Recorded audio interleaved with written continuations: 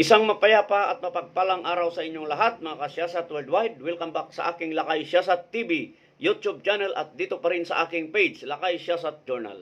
Today is August 16, 2026, Philippine Standard Time, alas 8:30 ng gabi. Ako ay maghahayag lang ng saloobin at panawagan sa kinauukulan tungkol sa isang sitwasyon dito sa atin, kinaroroonan natin, 1st District, La Union. Dahil sa sitwasyon ng ating highways na lubak-lubak na.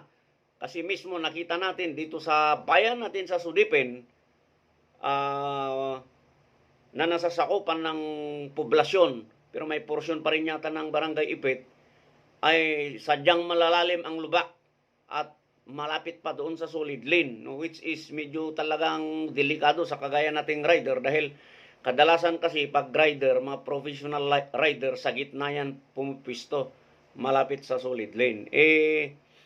Expected naman ang ganitong sitwasyon pag pagbaha. Alam naman natin yan. Pag tag-ulan, I should say. Pero siyempre, ang gusto sana natin dito is yung action taken na isasagawa ng DPWH, First Engineering Office, dahil sila yung main player dito na dapat mag-aasikaso. Hindi problema kasi ng LGU ito dahil highways ito. Okay, so sino ba ang DE ngayon dyan? Yung district engineer dyan sa 1st District. Wala na yata si engineer Gonzales.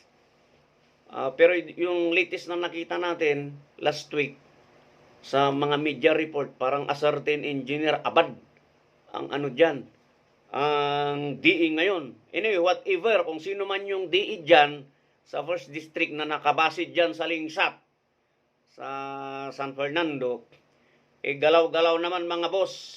Gumalaw naman kayo, boss. Di ba? Yung 2nd District, umaksyon na. No? Although umaksyon yung 2nd District, inantay pa na may mga road accident na nangyari dyan. Parang 3 na yata yung reported dyan. Di ba? Kung saan yung isa, nagkaya pa ng saloobin tungkol doon sa nangyari na naplat pa ang kanilang gulong. 2 gulong pa yata yung naplat dahil may nadaanan silang lubak dyan naman sa bayan ng Rosario, dyan sa Nagtagaan.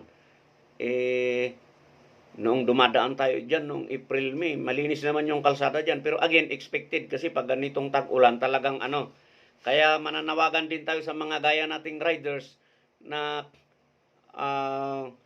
hindi porkit dumaan ka na noong nakaraang araw o kahit ngayon dumaan ka ng umaga, pag ganitong tag-ulan, pagbalik mo ng hapon, expected yan na may mga lubak o sirang porsyon ng highway kasi tag-ulan kasi ngayon. So anyway, kunting ingat lang mga kababayan sa kagaya nating motorista.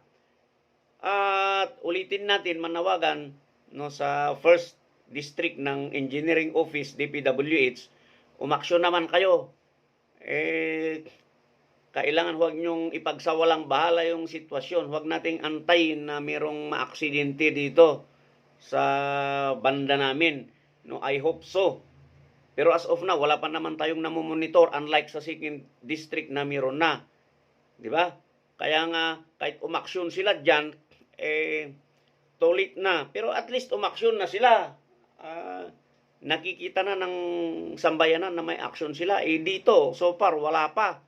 Wala pa yata kayong isinagawang action. Sa bagay, may namomonitor naman tayo dyan banda, sa malapit sa San Fernando. Pero dito kasi, itong concern natin na lubak-lubak dito, sa highways ng Sudipin, Balawan, Bangar, umaabot yata ng Baknutan, kasi yun din yung chat sa atin, so far wala pa yata. No, I do hope na sana umaksyon na sila kanina, kasi hindi naman natin nakita kung anong sitwasyon kaninang tanghali.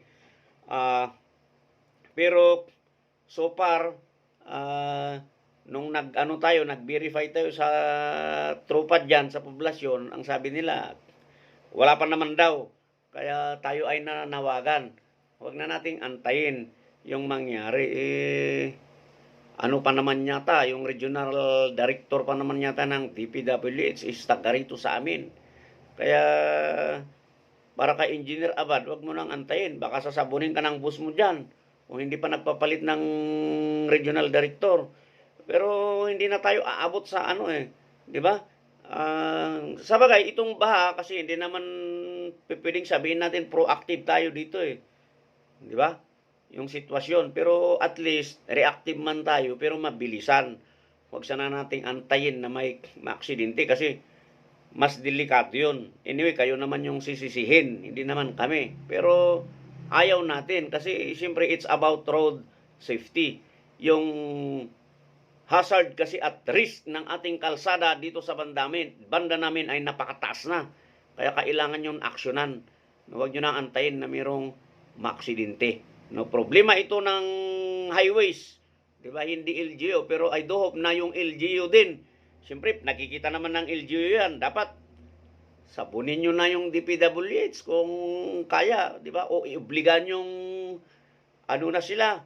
Gawin nila ang kanilang trabaho kasi siyempre ang apektado naman is yung mga constituents ninyo, 'di ba? Kaya yung mga magagaling na mayor dito sa banda namin, siguro mas mainam kung kayo yung mananawagan, no? Tungkol sa isyung ito para agad silang umaksyon kasi may ano naman yan may road maintenance and repair naman yan. Hindi naman pwedeng wala. Kaya expected yan ng taong bayan. Kaya galaw-galaw lang mga kaibigan. Wala na yung kaibigan natin dyan. Wala na si Ganadin dyan. Retired na. Kagaya natin. Okay. Hanggang sa muli.